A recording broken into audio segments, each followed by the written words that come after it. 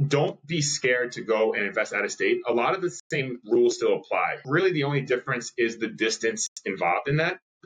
Be confident, get the right people in place, and then go from there. And you're mitigating a lot of risk doing it that way.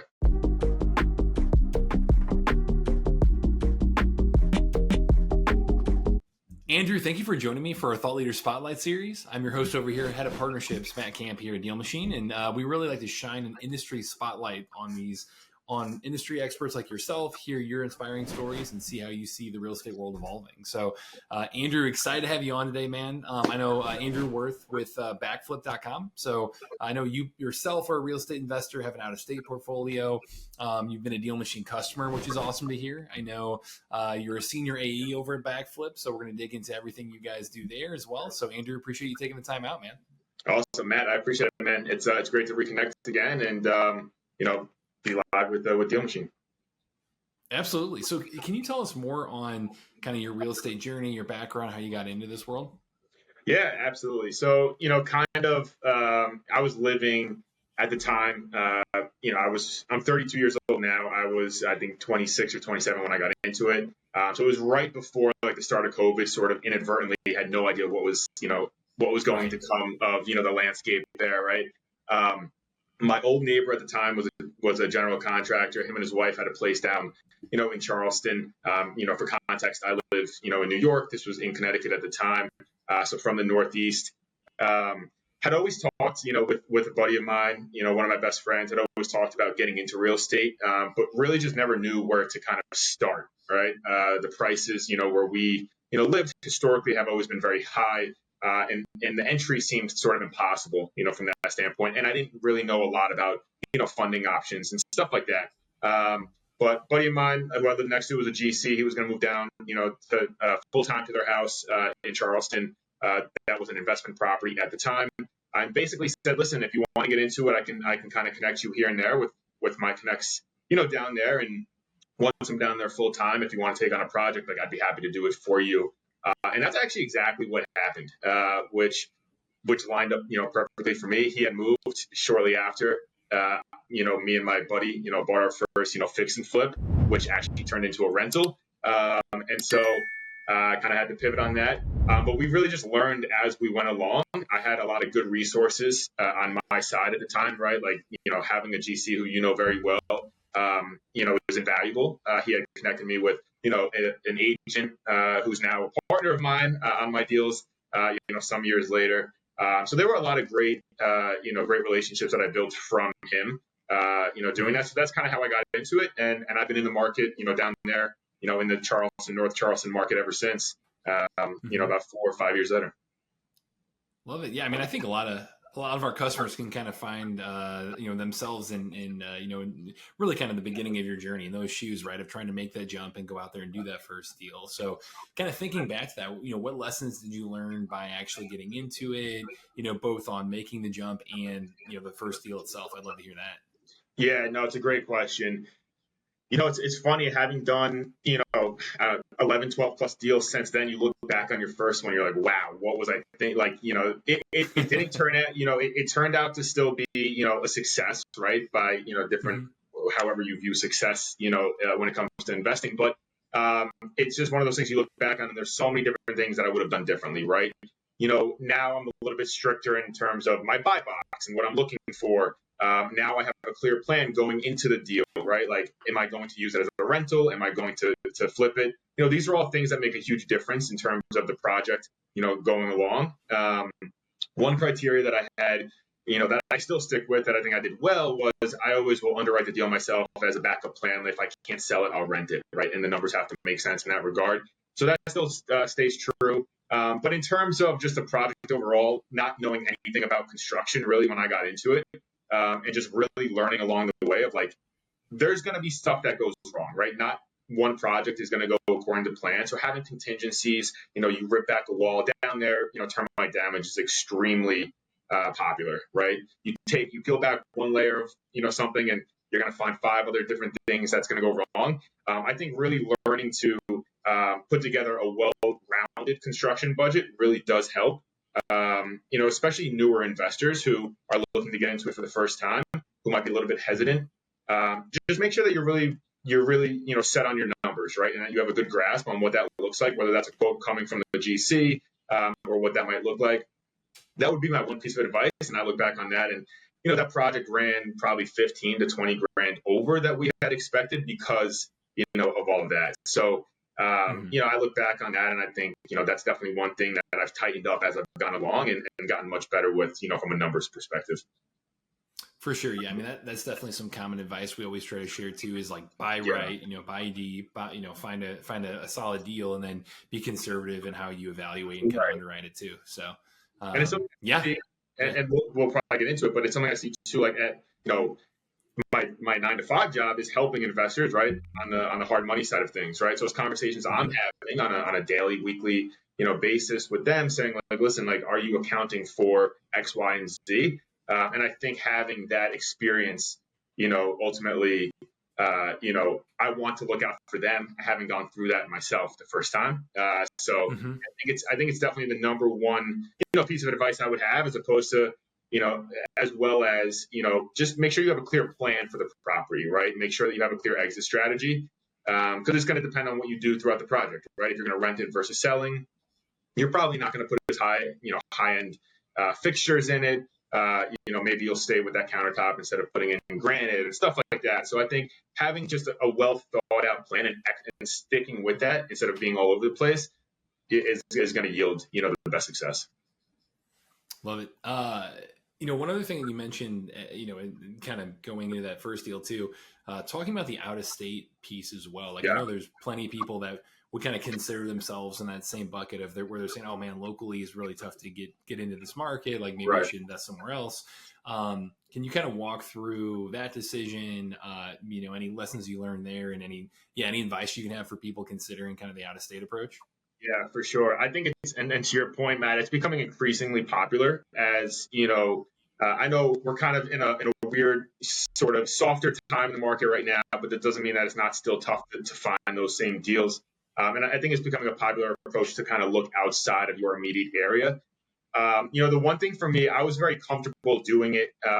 Again, sort of a unique situation, but I had the relationships, kind of formed down there for me. But I would have gone about it the same way if I didn't, right? Establish who you want to lead your projects, right? Establish, make those connections. I'm very still heavy into the Facebook, groups, down there as well, always looking to make, connections as to, whatever that might be, right? I have a great, GC, obviously I have a great, my agent is one of my partners now. But what I would say is just get comfortable making the relationships first. Don't worry so much about finding the right property if you're out of state until you have those relationships, because a lot of those relationships can lead to those properties, right? And what I mean by that is, you obviously, if you're going to do, if you're not looking to go turnkey and you're looking to go fix and flip, like you're going to need a solid GC to be able to count on, to finish the project and, lean on, in a timely manner. And then you're going to need an agent that you trust to be able to get you the right numbers and who's going to represent you to sell the property as well. But a lot of times, if you have those right connections, those deals, can follow as well, and they'll point you in a much better direction than trying to do everything, yourself. So I would say building up a team around you is going to be the biggest thing. And that's, once I was comfortable with that, then I started looking at properties, and then I started getting comfortable with, numbers and learning the market, being out of state. So I definitely think it's doable. If you're looking to invest out of state because where you live currently is either too expensive, maybe you see more of an opportunity elsewhere, don't be scared to go and invest out of state. A lot of the same rules still apply. I always said, like, even if I was down in Charleston, I wouldn't be at my properties every single day looking at them because I work a 9-to-5 job, right? So I don't have the time to go out and do that. So really the only difference is the distance involved in that. So be confident, get the right people in place, and then go from there. And, you're mitigating a lot of risk doing it that way. Yeah, that's great advice. And we definitely, on the DealMachine front too, using our data, it's nationwide, right? So we definitely have a good number of customers who are investing, in a different location than they're physically based. So appreciate the tips there. Yeah.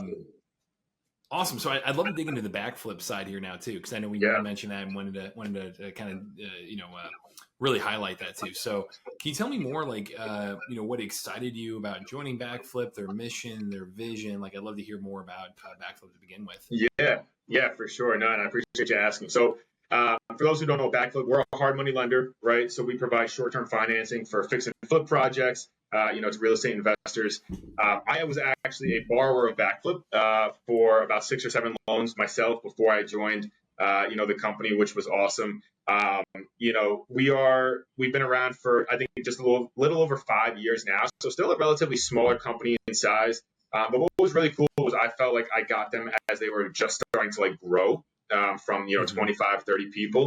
And so I loved working with them. It was a tailored approach. I had done a few deals with other lenders here and there prior to, once I got into, finding out about hard money, again, through, talking with people, making connections, on, those Facebook groups. Again, I can't stress enough, are great. But the one thing that I really liked was it really did seem like it was like, you felt like, their only borrower at the time, like their only, responsibility was like making sure that, your loan closes. And I really felt that tailored approach, which was awesome.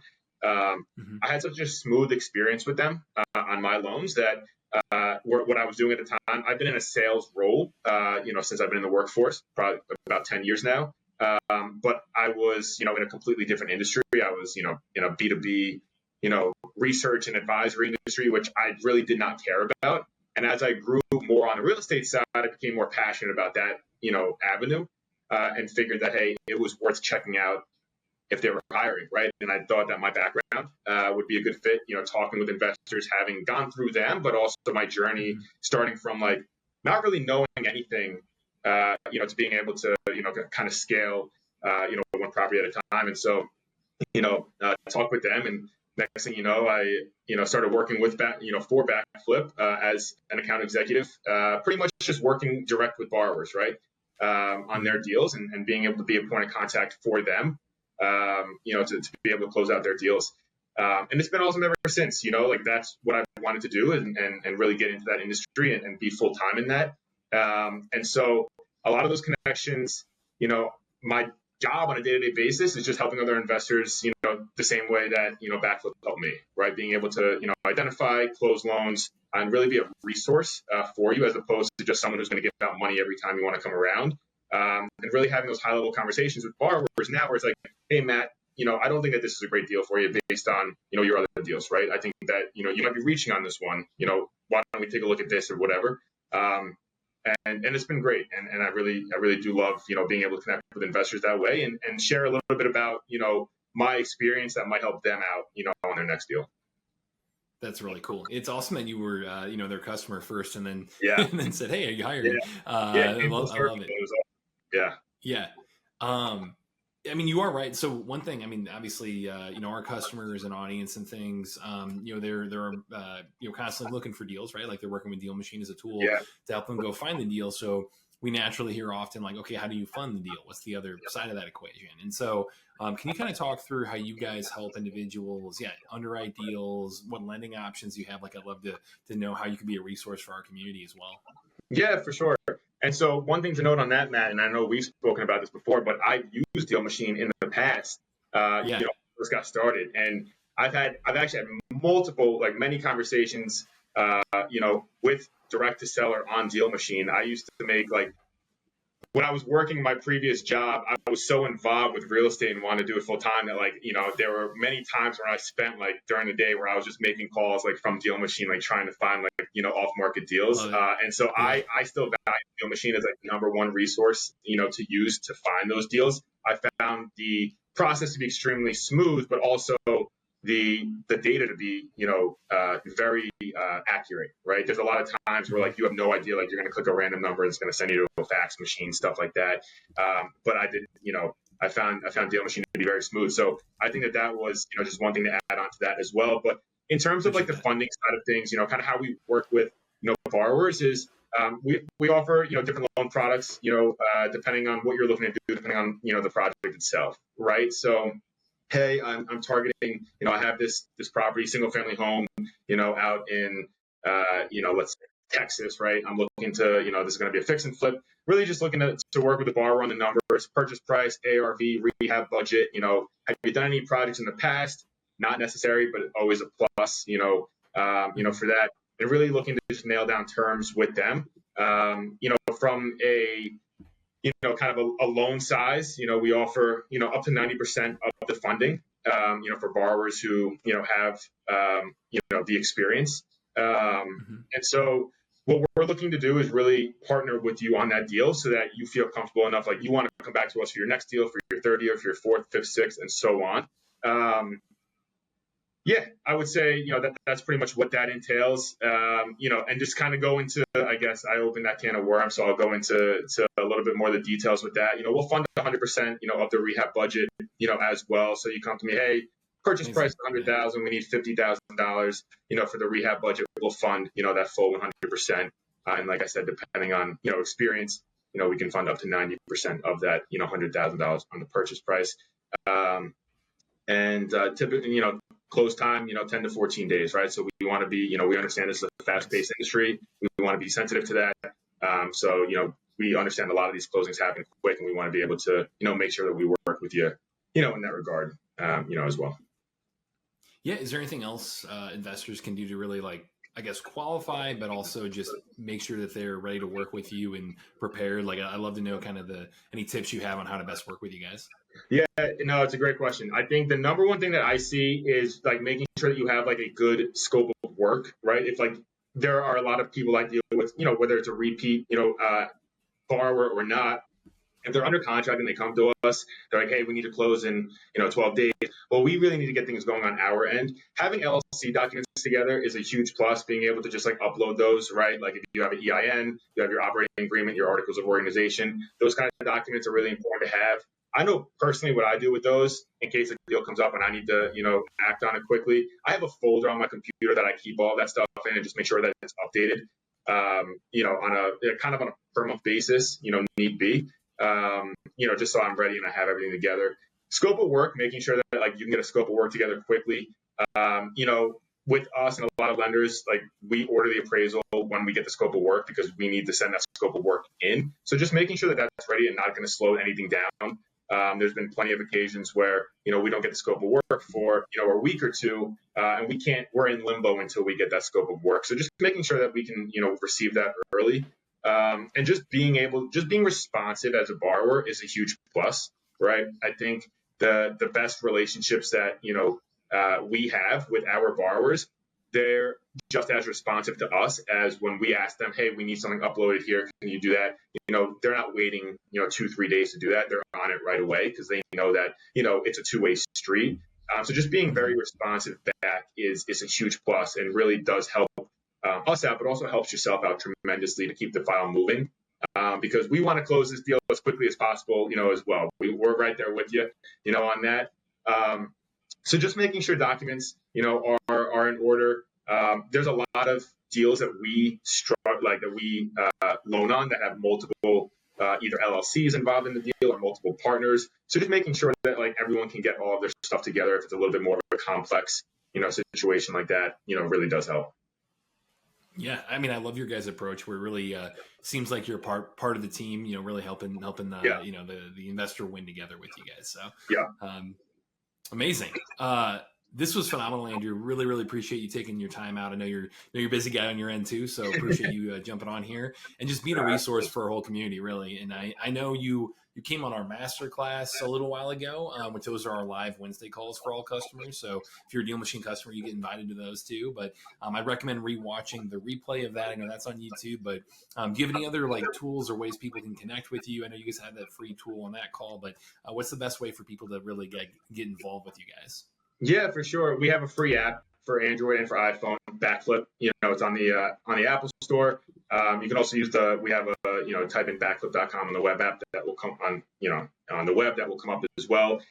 Create a free account. You can log in. You can analyze properties. You can submit properties for applications. That's the easiest way to get them to us, for someone like myself or someone on my team, to be able to get to them and have that conversation with you and field the application and talk you through it.